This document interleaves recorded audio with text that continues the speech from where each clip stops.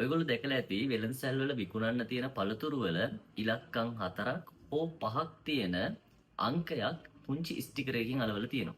ඉතින් මෙන්න මේ ඉලක්කම් ගහලා තියෙන ස්ටිකර් එක ගැන තමයි අද අපි පොඩ්ඩක් කතා කරන්න යන්නේ. මුලින්ම කියන්න ඕනේ මෙන්න මේ ස්ටිකර් එක ලෝකෙට හඳුන්වලා දෙන්නේ 1980 වගේ කාල සීමාවක. අපි නිකන් 80 දශකයේ කියමු.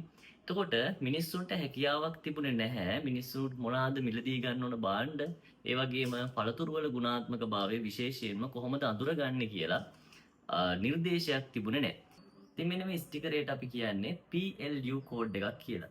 අද වෙනකොට වෙළඳසැලේ විශාල පළතුරු ප්‍රමාණයක් අපිට දැක ගන්න පුළුවන්. ඉතින් මේ පළතුරු අපිට මිලදී ගන්න හොඳද? එහෙම නැත්නම් ඒකේ රසායනික ද්‍රව්‍ය අඩංගුද? ජානමය වශයෙන් වෙනස් කරලා තියනවද කියලා ඇඟවීමක් මෙන්න මේ ස්ටිකර් එකේ තියෙන අංක වලින් කරනවා. විශේෂයෙන්ම ලෝකයේ සම්මතයක් විදියට මේ ස්ටිකර් එකේ ඉලක්කම් විදි 3ක් තියෙනවා. මේ විදි 3ෙන් අපිට දැනගන්න පුළුවන් මේ කියන පළතුර මොන වගේ අදහසක්ද අපිට දෙන්නේ කියලා.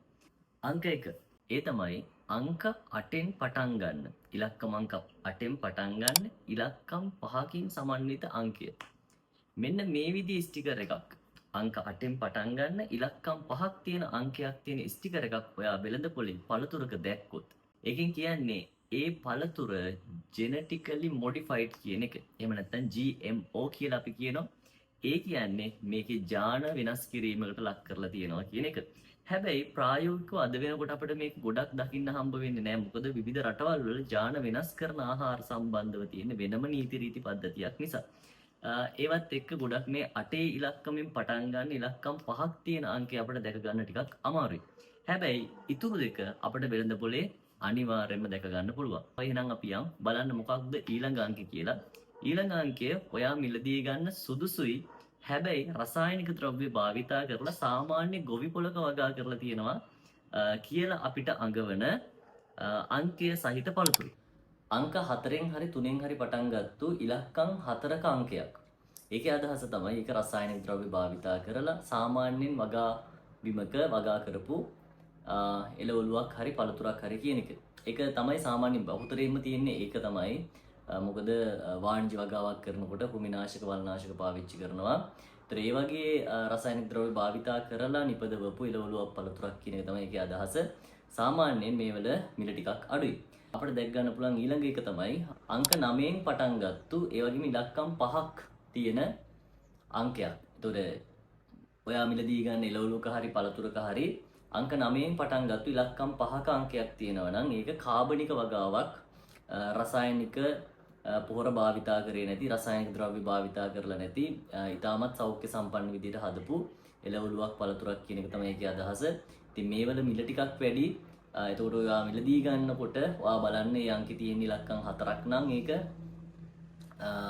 ටිකක් මිල අඩු වෙන්න ඕන. මොකද ඒක රසායනික ද්‍රව්‍ය පාවිච්චි කරපු වාණිජ්‍ය වගාවක් නිසා.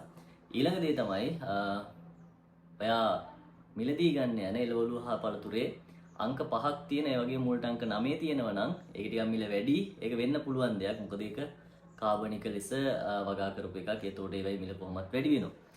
ඊළඟ එක තමයි ජාන වෙනස් කරපු. එහෙම නැත්නම් අපි කියන්නේ අර GMO ප්‍රොඩක්ට් එකක් කියලා කියනවා. ඒතර ඒ වගේ ජාන වෙනස් කරලා හදපු එකක නම් ඒකේ අංකයේ තියෙන්න ඕන ඉලක්කම 8න් පටන් ගත්තු ඉලක්කම් 5ක අංකයක්.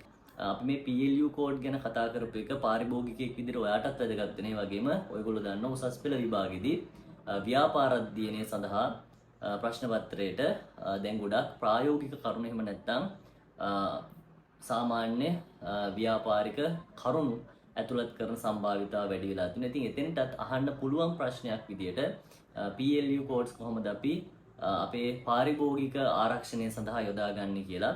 ඒ වගේම පාරිභෝගිකයෙක් විදියට තාර්කික පාරිභෝගිකයෙක් විදියට වෙළඳ පොලේදී මිලදී ගැනීම කරනකොට PLU කෝඩ් වල උදව්ව කොහොමද ගන්නේ වගේ ප්‍රශ්නයක් වාගෙන් උසස් පෙළ ව්‍යාපාර අධ්‍යයනයේ පේපර් එකේදී අහන්න පුළුවන්. එහෙනම් මම හිතනවා අද මේ PLU codes එහෙම නැත්නම් price lookup codes වැදගත් වුණා කියලා.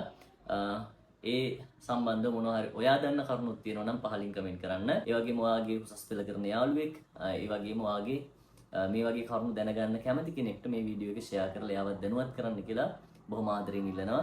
එහෙනම් තවත් ව්‍යාපාරික වශයෙන් වැදගත් වෙන පාරිභෝගිකයන්ට වැදගත් වෙන තවත් කරුණක් එක්ක අපි ඊළඟ වීඩියෝ එකකින් හම්බෙමු.